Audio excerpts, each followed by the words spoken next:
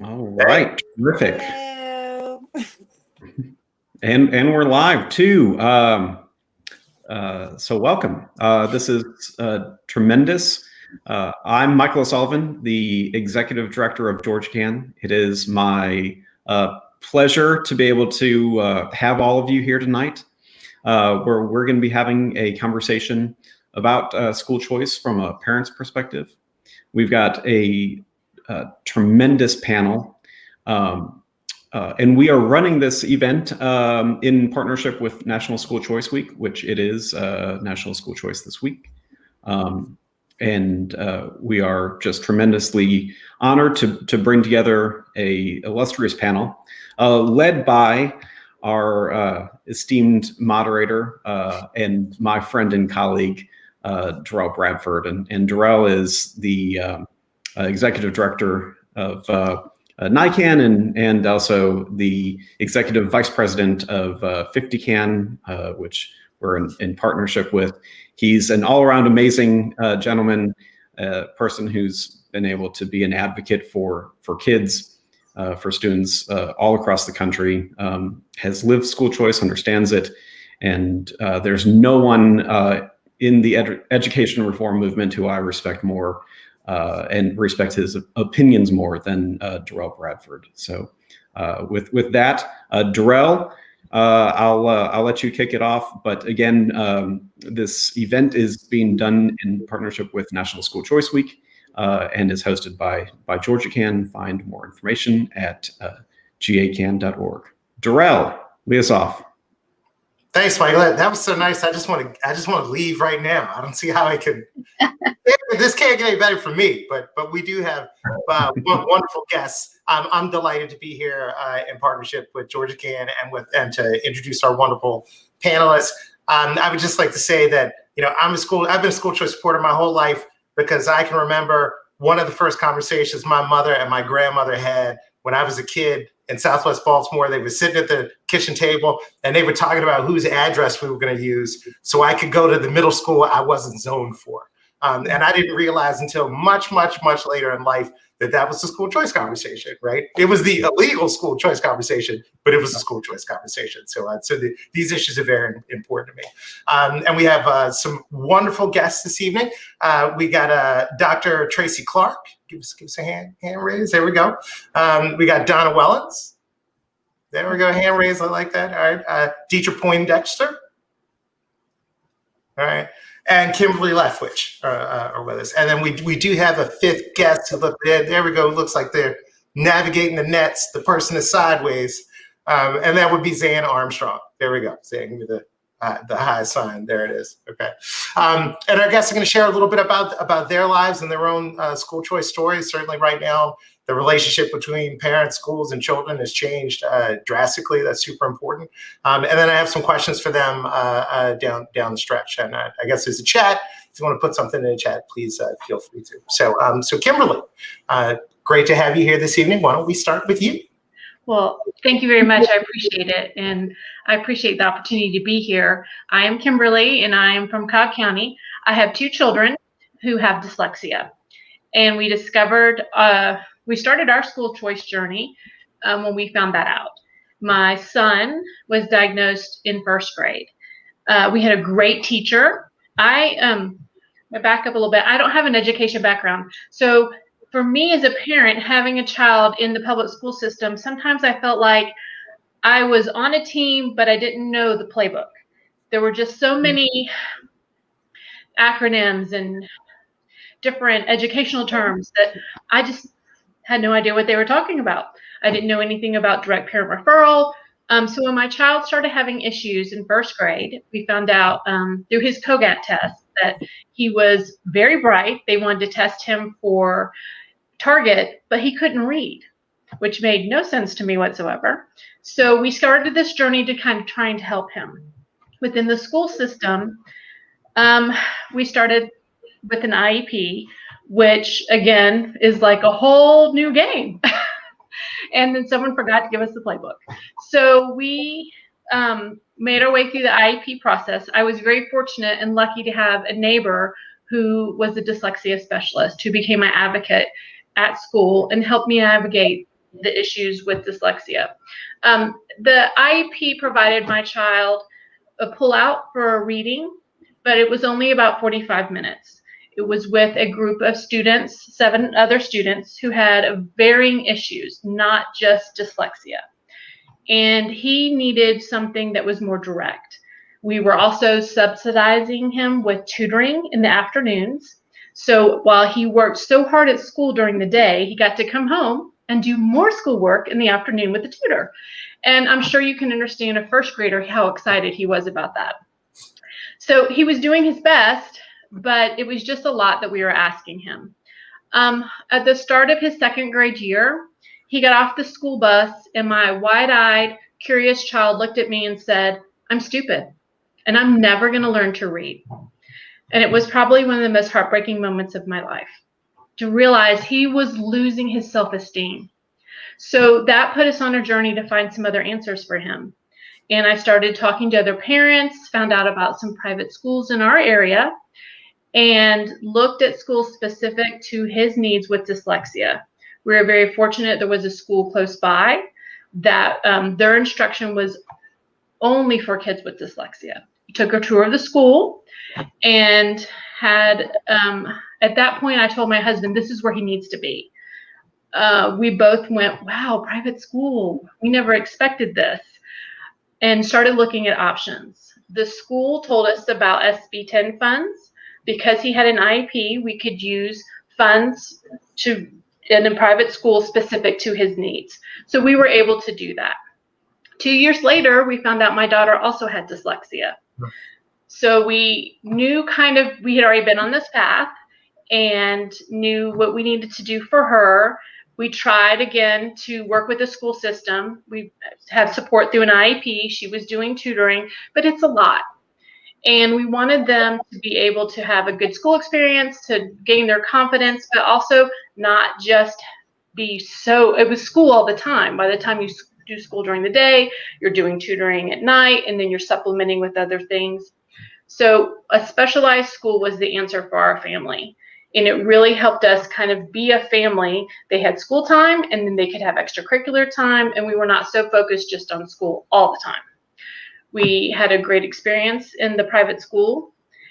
They were able to be remediated after 3 years, and now we've moved on to a new private school that gives them support, but they're in general ed classes. And to see your child be able to flourish and grow, to see their self-confidence come back.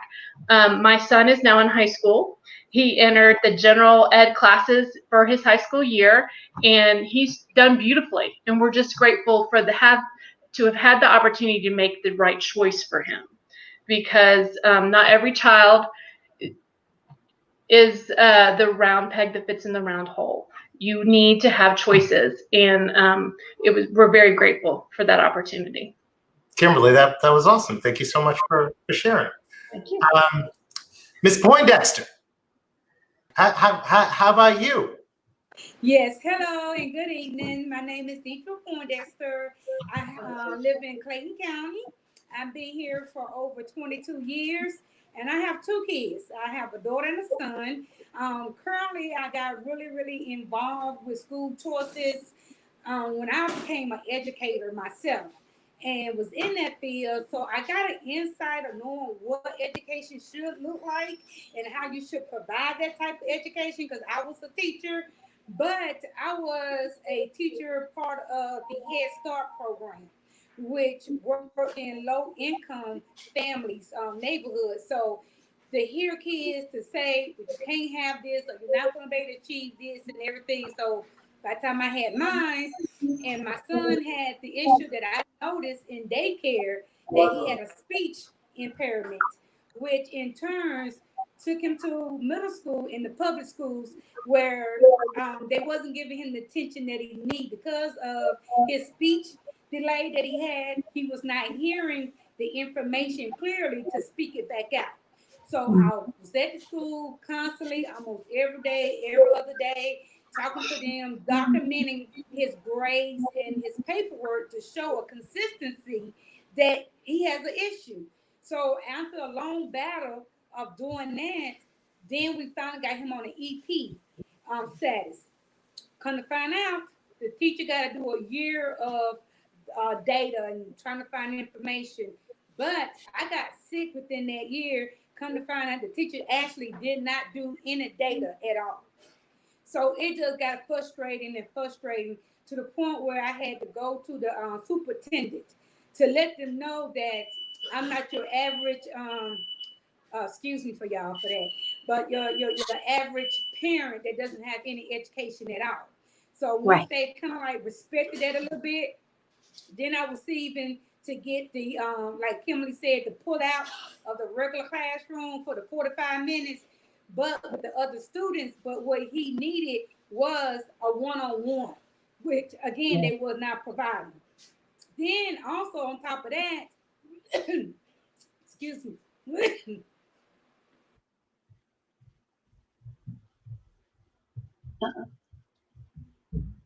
It's like, no, no, no. Okay, we're gonna move on, and then we're gonna come back to Miss Poindexter when she gets her technology sorted out. Donna, you got you got 3 kids, don't you? Is I that have 3 girls. okay? All right. I do. Let's start there. Yeah. There's that, right? So I'm Donna Wellens. I live in Fulton County. I'm zoned for APS schools. And my school choice story starts more like a love story. Like mine might be a little bit different. So I have 3 beautiful daughters, Morgan, Madison, and Monroe Grace. And my 2 older daughters, now in 7th grade and in 5th grade, they're brand new students this semester to Georgia Cyber Academy. My 7th grader, when she finished her primary school journey, she's an aspiring actress, singer, dancer. So where her primary, I am unsurprised. yeah. So where her primary school was extremely supportive in her quest to be a star at the age of 8, it could have posed some issues for middle school just with attendance and didn't want her to have to choose between attendance and giving her all to what she's saying she wants to do. So we decided to homeschool her in 5th grade, and we kind of did an unschool type of situation. She's always been identified as gifted academically and extremely independent, just one of those freak of nature types of kids. And it was great. It was really great. So my 5th grader, because I got to spend some really great time with my oldest, I felt this is a good time. I'm going to do this with all of the girls in middle school. Well, my 5th grader let me know last year that she needed structure. So, so this is where the one size doesn't fit all when you have multiple children. And what you do is you identify that one size doesn't fit all. And then you kind of pivot. So, and then my baby girl, she's in 3rd grade, and she is continuing to blaze the trail at Kipps Drive Primary. And so that's where our love story for school choice began. So with my oldest, she's 2 weeks away from being 13 and being a quarantine teenager. Her kindergarten experience at KIPP was amazing. So I like to highlight, contrary to what people think about charter schools and lotteries, we went through a whole process. So we fell in love with this school. We drank the Kool-Aid. It was everything we wanted and more, only for the lottery to come, and we are waitlisted. Number 64. I called every week. I called and sent emails all the time, almost like borderline pesty. And have we moved up on the list? Have we moved up on the list? And the answer was no. So school starting, first week of hypnotizing, and that's when they teach the kinder babies all the KIPP culture and how they do things just for kinder exclusive. We were not selected. We didn't get a call. We were devastated. So it was the whole idea of we'd fallen in love with the school that love built. I mean, our school's founding principle was love. And then to learn about KIPP and that their core foundation nationally is 49% academics, but 51% character. Like, be smart, but be a good person first, you know? And that they really teach that and foster that with the kids. We were hurt. So because Morgan was academically gifted and so many gifted in all areas, I wasn't looking for a school per se to make her smart or a teacher to make her smarter. I was looking for more environment. I was looking for environment that aligns with our family values. And that's what the school was. So we get to the second week of hypnotizing and we get a call Sunday night, and they say, we're going through the wait list. Ms. Wellens, are you all still interested? Could Morgan be at school on Monday? So the rest was history. We have had an amazing ride. It's been so good. It was the craziest thing to have 3 extremely different daughters to all go to a school that met each one of them where they were.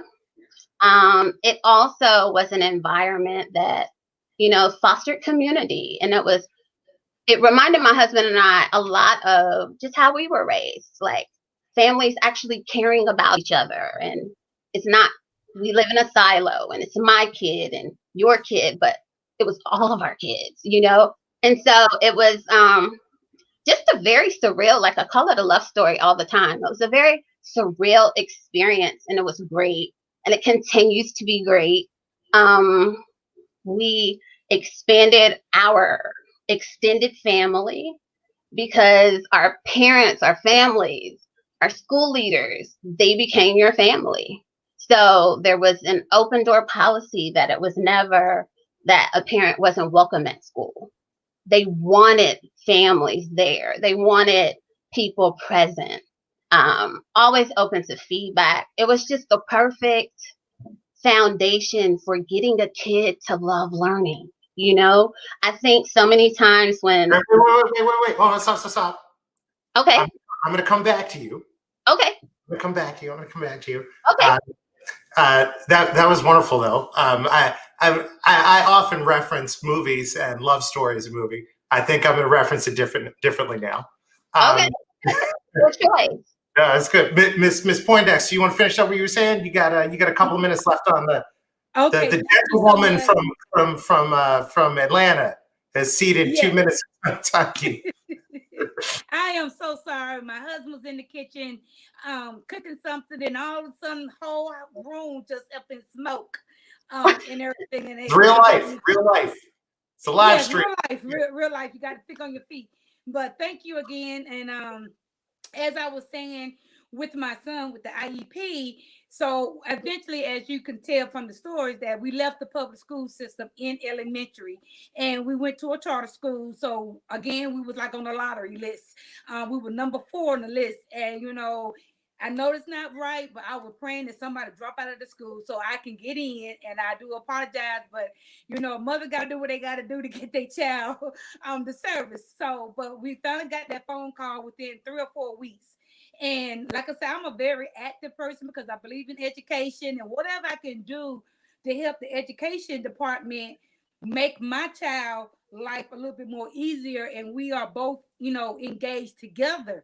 So the charter school was going awesome. We were having a ball with that. That was in 4th grade, the 5th grade. Then it was time to go to middle school. And I'm like, oh my God, what am I gonna do? Yeah, sure y'all didn't want to go to middle school. So, you know, I had to keep searching. Didn't want to put them back in public school. I already knew what that experience was like. So we did find another charter school here in Clayton County. And it was really great. It was that small school, but very intimate, where parents knew everybody, the students knew everybody. It was like just going into your own little world. And I fell in love with the charter school that I got involved in being I'm the sensing PTA. a theme here. I'm sensing a theme with this love thing. A theme? Yeah. Well, the theme is me and my son got very close because in his high school year, We didn't go public no more. We didn't go in the public brick and mortar school. We went online. So we went to virtual learning, and I turned it into a fun event. In saying that, who best know what I want my child to learn to be a productive citizen in life? Nobody but me. So with him having that flexibility of being online, we got a chance to travel a lot. So we made education come to life. We went to see everything. He was able to comprehend it and retain, because that was the biggest thing, retaining the information. So he's in the 12th grade now. He's graduating. He got accepted to University of North Georgia, a military college, and also accepted to the National Guard. So they're going to be, he got a full ride to everything. So I just thank the Lord. And that because of school choices, we was able to find the fits at each grade level, elementary, middle, and high school. Everything was a different fit. So I was so glad to have the opportunity to have those choices. And parents need to know they got a choice. You got a voice. Yes, that's right. Yeah, that's bad. I just want to know, because I'm going to get on it later. Other than the fact I'm happy your house didn't burn down. Like as much as you have multiple kids in the same house and they're very different, kids are different people at different stages of their schooling as well. That's So right. I thought that was really Yes. Zan, so I'm glad you got your tech hooked up. Hey, I know. Why don't you tell How us more are you about your guys? school course experience? Thanks for being here with us tonight. Yeah, my daughter is 8, and then I have, she had a birthday, sorry, 9, and then I have a 2-year-old, and so my world, mine was more so of a research story than a love story. I'm one of these plan A, plan B, plan P parents. So I had already started going to the Mommy and Me parks, and Piedmont and downtown, because I wanted to always know what was the newest school that people, was interesting and what was going on. And so I always overheard, parents. This one mom was like, "Oh, you should try Resurgence Hall," and then she looked at me and she's like, "But the waiting list is closed. You can't get in." Yeah. And I was just like, okay, I like a challenge. So of course I went online and I signed my daughter up.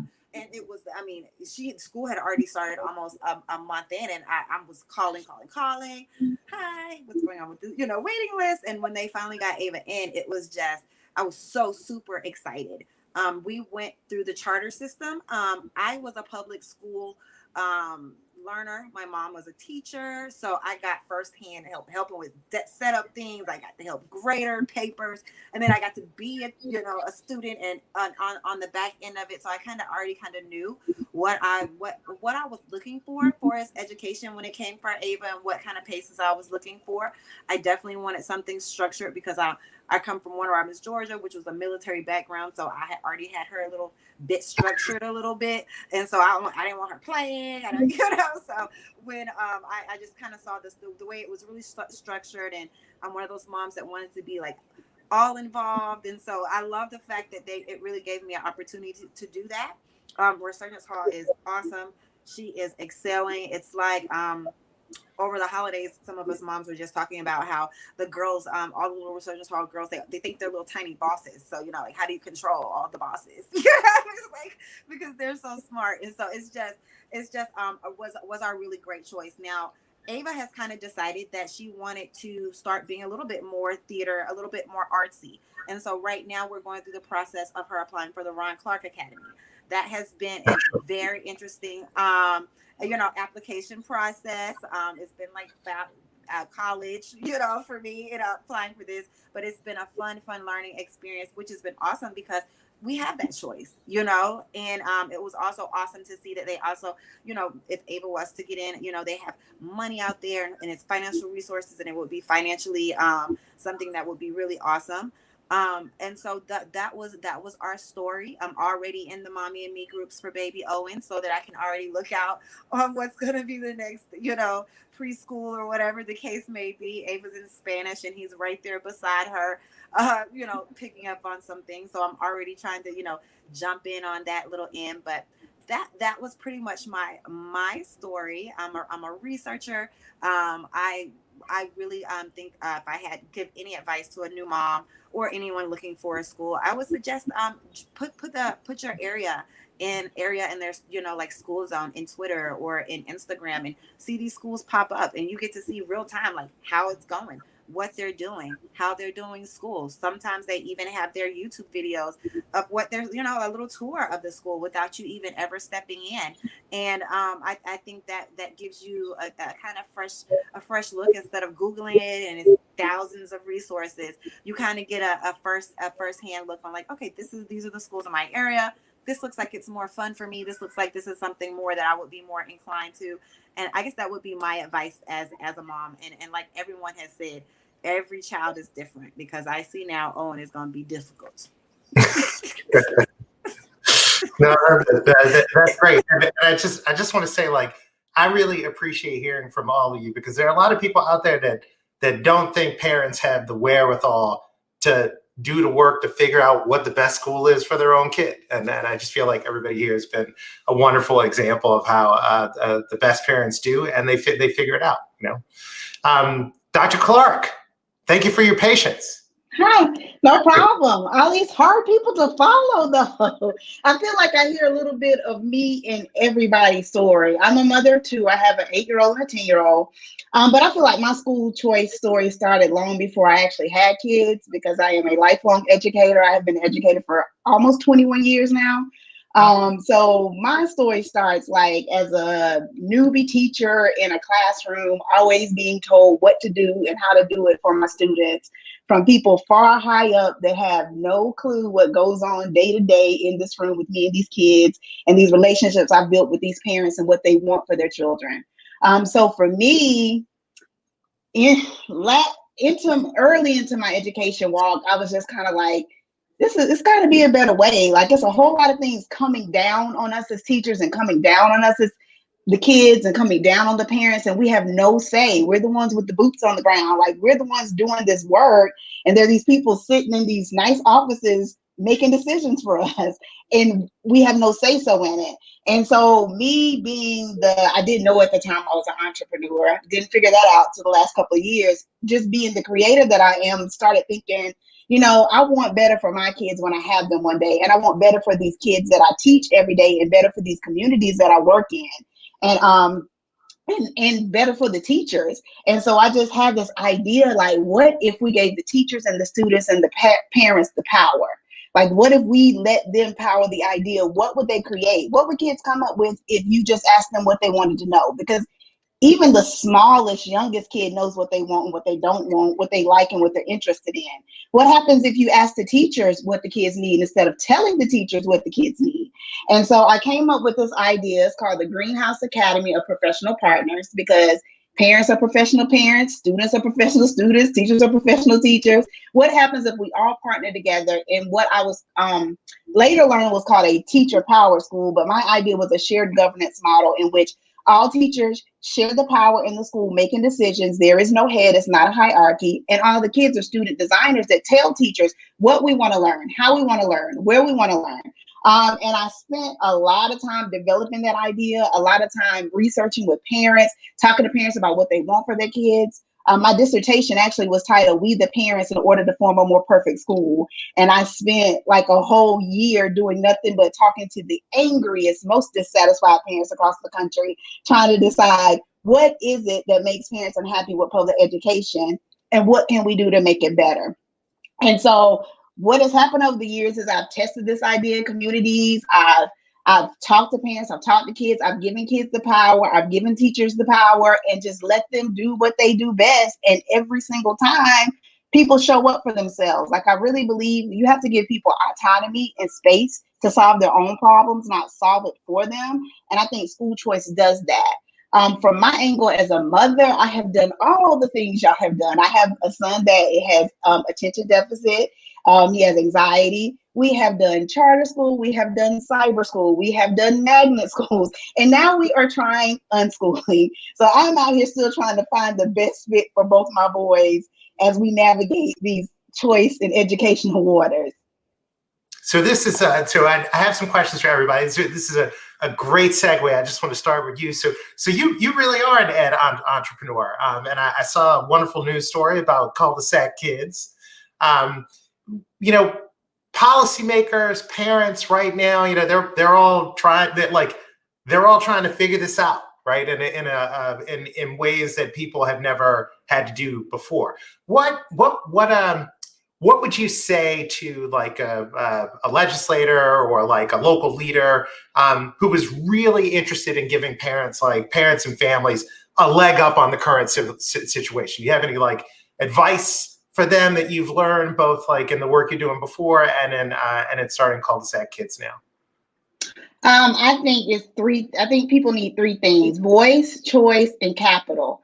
And so if I was to speak to policymakers, I would say give the people the resources they need to pull off the things they want to build, and then give them the voice and the choice to decide. Like, don't give me this money and then tell me everything I need to do to fix my own problem.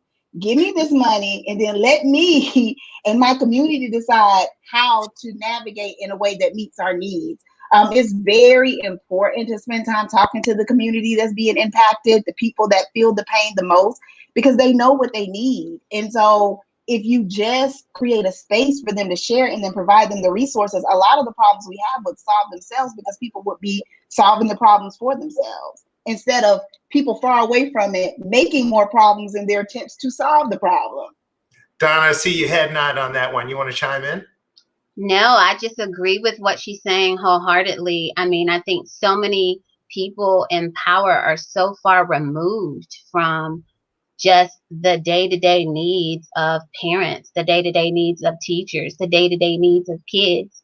And it's up to us to engage in our communities, to engage our local leaders, to be true advocates, to legislate, so the legislators can hear voices that typically go unheard. So I think Dr. Clark was right on with that.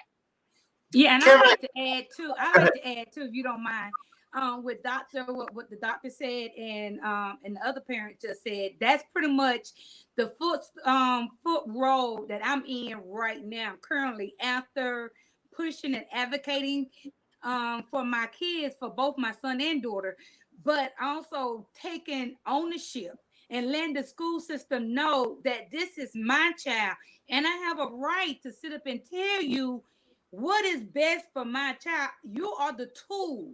So I'm telling you what type of tool you should pull out. Don't pull a tool out. You know, I'm telling you it ain't gonna fit. Don't do that. So we're bumping heads.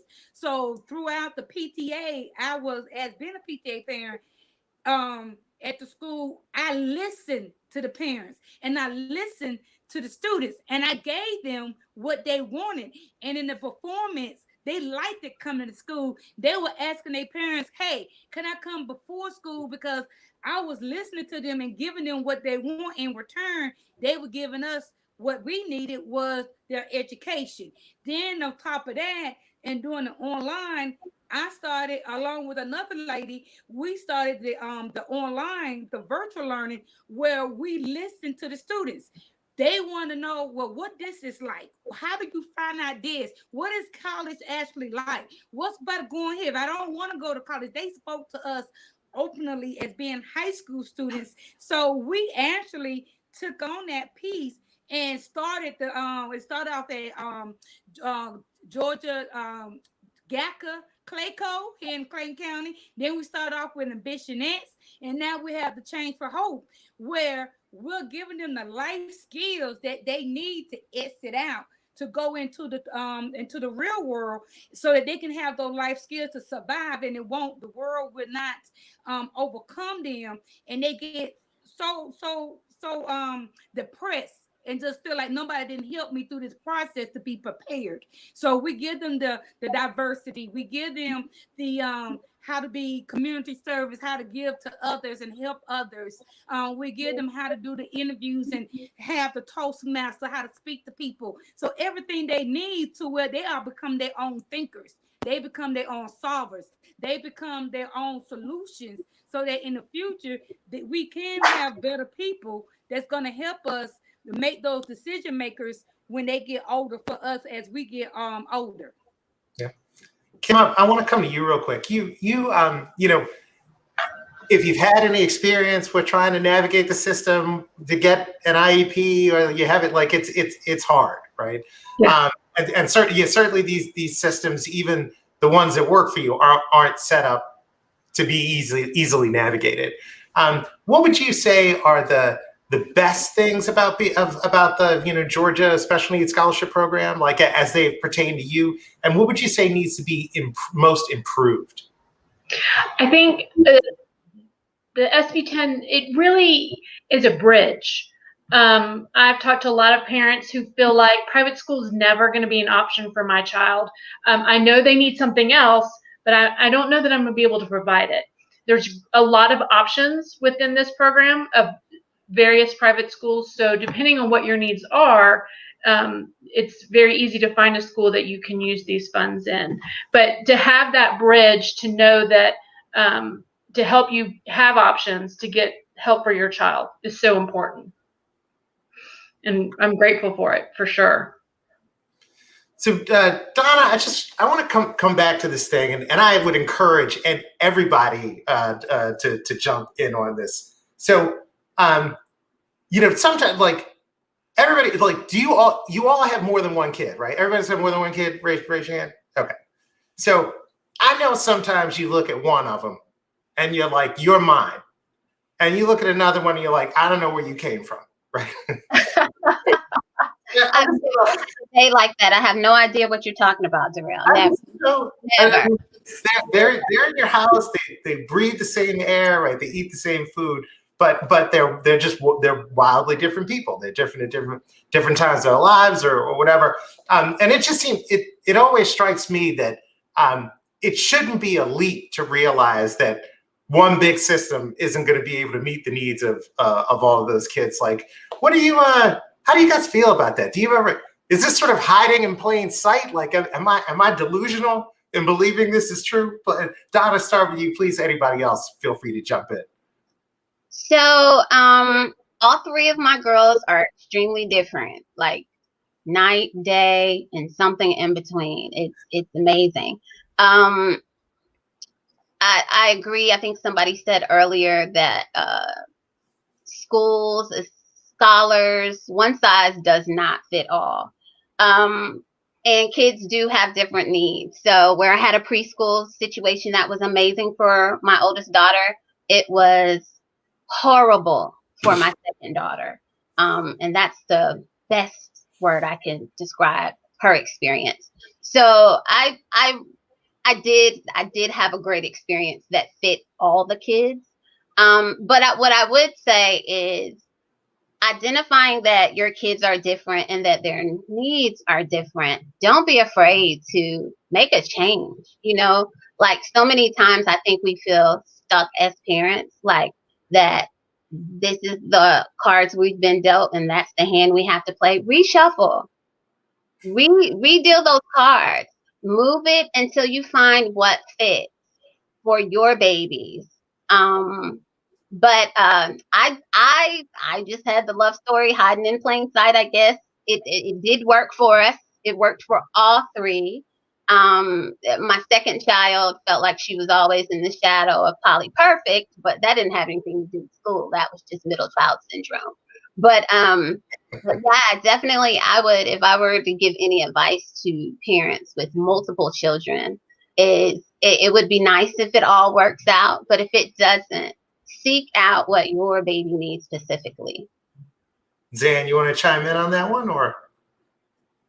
Oh no, I was just agreeing with everything that you said. I haven't gotten to the second child in the school yet, but I know Mr. Owen is going to be a handful. So it's going to be, I'm going to have to take a completely different route. Maybe I have to put him in public school. I don't know.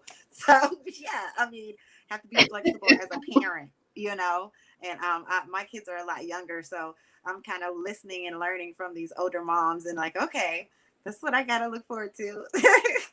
No, you raise a really good point too. I just want to sort of not miss it. I went to every kind of school you could possibly go to, and I'm old, so like I went to school before there were charter schools even, right? So I only highlighted that to say that it's like sometimes your neighborhood public school is your school of choice, and it's great. And if it works for you, like I'm backing your play like 1,000,000%. But if it doesn't, it doesn't, right? And like just like every kid's different, like sometimes you got to get a different fit, you know, like all schools in the mix there. Yeah. Yep. And I think that's what's what's great about being a parent and having that choice.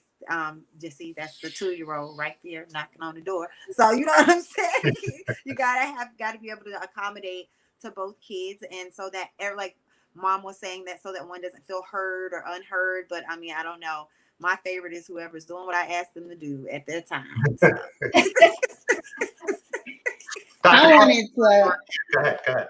Donna, I think you're so inspiring because my kids are very different, but to your point, they're like two sides of me. They're my yin and my yang. Like they're both sides. One, and they're completely different, but they're both very much me.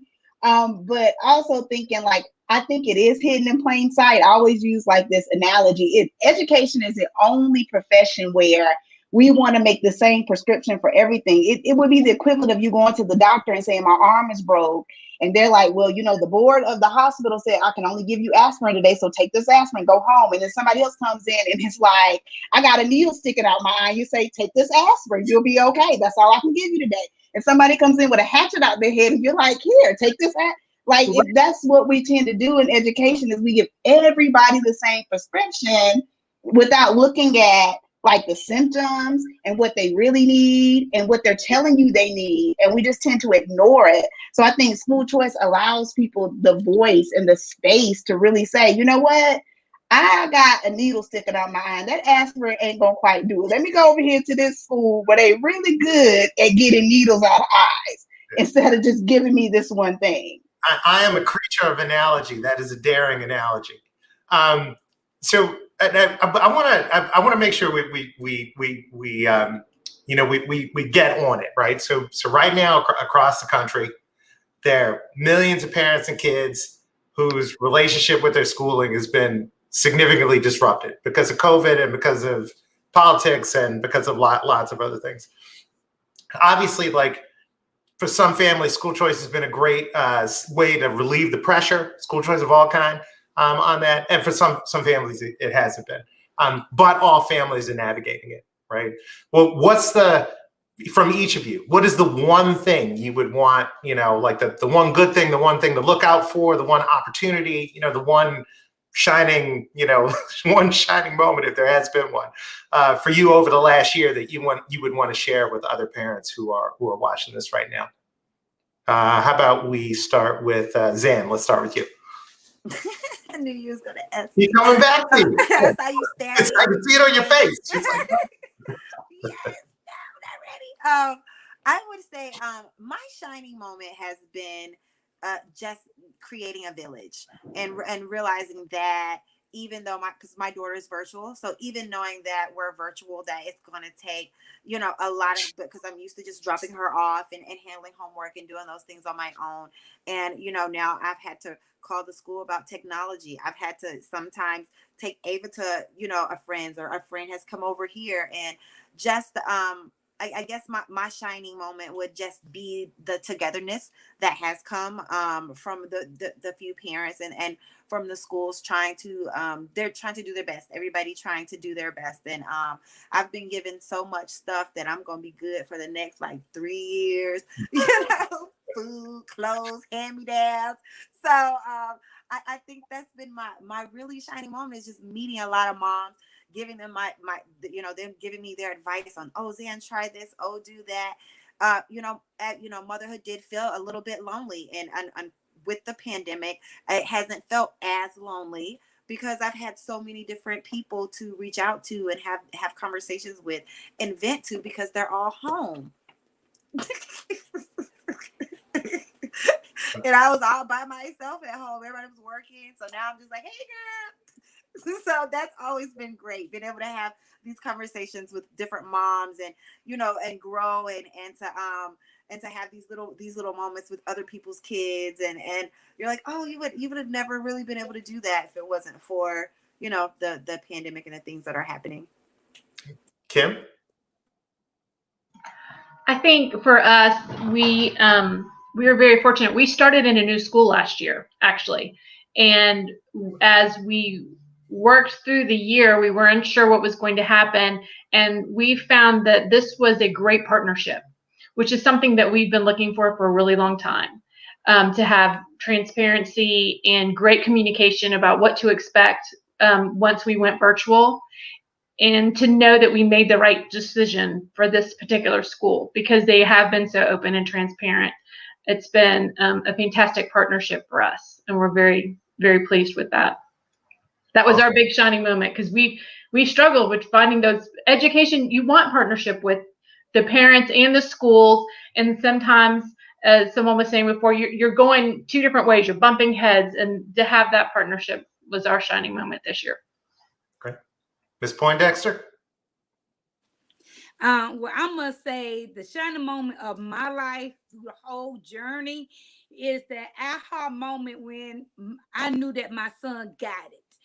He stands up strong. He's self-confident. He's a leader. He walks like a leader. He talks like a leader. And with being involved and having those school choices, it really played out, and being involved in helping some of those choices and being his advocate, his voice, to make sure that they wasn't giving him an aspirin for every incident and saying, hey, we're going to take a different approach. And also me being involved because I was retired and then starting up the Change for Hope. And we went on trips every day between me and the other young lady that was in the midst with me. The kids went over 100 trips a year in a school year. So that really didn't make them feel like they was in school. So education came so naturally. And I just feel like, when he had that aha moment with me and said, Mom, I got it. I'm not dumb. I'm not slow. I'm not retarded. Those teachers that told me I couldn't make it, I got a college degree with a full ride. I mean, it made me cry because so many people throughout his journey kept saying he's not going to make it. He's not going to make it. So to them and those parents, when you hear that, your child can make it, and they will make it. You keep fighting, you keep speaking for them, and you find the right choice for your child. Dr. Clark? For me, I feel like the shining moment is the innovation. The job I have now basically is working with entrepreneurs across the country who are coming up with fabulous outside of the box ideas to make education better. I am at 4.0, yes. Okay. Yes. And I mean, not that this innovation wasn't happening before, but now with the pandemic, there's a bright light shining on education, revealing a lot of things. Like the curtain has been removed and we see the man behind the curtain. And so it's making way for all these phenomenal entrepreneurs out here with these great ideas about how to service our children. It's making way for them to bring their things to life and giving parents even more options for how to actually get their children what they need. So to me, that's the bright shining light. I see wonderful out of the box, rock this world ideas on a daily basis. So that gets me excited about where we're going. I think the ship is starting to finally turn. Awesome. And Donna, your amazing thing times 3. So my aha moment has been, wow, teachers would do this all day long with my kids. And where I've always been pro teacher cheerleader, I love and support my teachers. I think I've found a new love and respect for what they do, their patience. I mean, my kids belong to me, and some days it's rough, it's rough. And to know that their jobs don't stop when the kids leave, like it's something that they do even after the kids leave, and just how they've dug deep to figure out ways during the pandemic to relearn how to be a teacher. Like how many teachers signed up to teach over Zoom? Like none of them, right? So I just have a real aha appreciation for my teachers and what they do. Awesome. So my last question for you before I turn it over to give away the Chromebook, which is why I know everybody's waiting aside from the great conversation. You know, look, 50CAN supports local leaders who are trying to improve and change education policy in their states. GeorgiaCAN's a policy organization, and it can't do its work without you guys. You know, there are a lot of states that are passing laws to send money directly to families right now to help them through this crisis. Well, on a lot of things, but very specifically on education. Like, what are your thoughts on something like that in Georgia? Dr. Clark, you sort of mentioned it. Why don't I start with you, and then anybody else who wants to chime in. Lightning round. Well, I'm all for it. I mean, capital, having financial resources, is a whole nother world. It opens up a world of opportunities for everybody. So yes, show us the money, please. I mean, that's really good. Nobody else has to say anything, but please say something. Yeah, for sure. I mean, and definitely we don't want it in us. We don't want you to be able to like control how we use it, because for this single mom, I could put it on rent or crayons or, you know, lights. So it should be something that it can utilize everything in my household. Kim, would you jump in? Yeah, go ahead. We know our kids best, and we know exactly what they need, and we know the best place to put that money. And it's a great idea, but it needs to come directly to families for sure.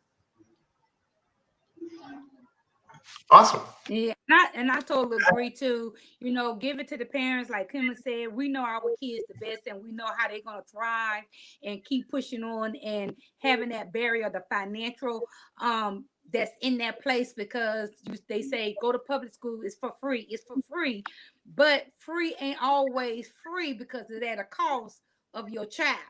And so that ain't something that you're willing to gamble on. So you like say, hey, if I did have the money in my hand, then I know where my child is getting, and I'm going to work along side by side with them to make it efficient. Donna, you want to close this out? Ditto to what everyone has said. Open the purse, give us the money to do what we need to do to give the kids the resources they need. So I just want to say, I would be spending a Wednesday night playing video games. This was way better. So I just want to thank all of you for sharing some time with me and with each other and with our guests online. And I'm going to kick it to Stephen.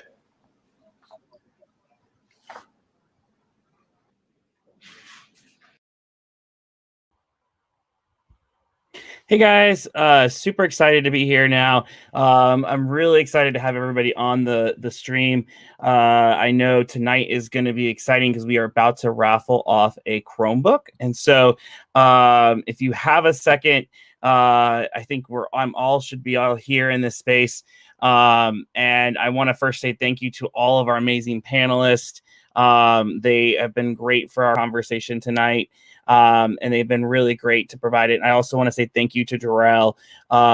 You know, he's been awesome to manage this call for us in this space.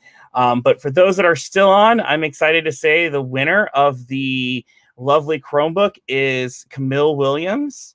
So Camille will be reaching out to you directly in the near future, probably tomorrow morning, and we'll be providing you guys a lovely Chromebook via Heights of GeorgiaCAN. And so look for an email from me as well. But thank you guys. Again, if you have a second, I encourage you to always text Georgia to 52886 to join our movement, as well as I encourage you also in this space to continue the conversations and really ensure that we're continuing along those lines. And if you are interested in getting involved in GeorgiaCAN and advocating at the Capitol, I'm always around. Our parent advocates are around. So look forward for that from an email from us in this space. You can always find us on Facebook or Instagram or even now YouTube and all of this. So super excited for this. And thank you guys and have a great night.